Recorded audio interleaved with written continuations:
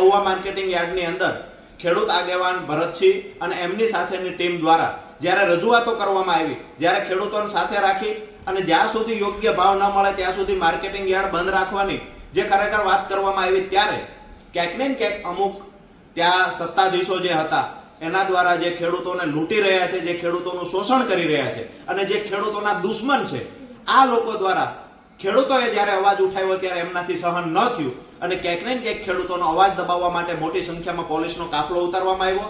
એક ખેડૂત ભાઈને પોલીસ દ્વારા લાફો મારવામાં આવ્યો. આવા પણ અમને મેસેજ મળ્યા છે. ખેડૂતો સાથે અભદ્ર ભાષામાં પોલીસે વ્યવહાર કર્યો, આવા પણ મેસેજ મળ્યા છે.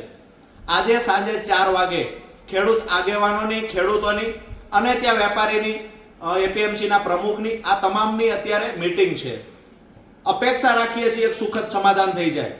પોલીસ અધિકારીને કહીએ છીએ કે જે કર્મચારીએ ખેડૂતને લાફો માર્યો અને અભદ્ર ભાષામાં વ્યવહાર કર્યો છે, આ ખેડૂત પર કાર્યવાહી કરવામાં આવે.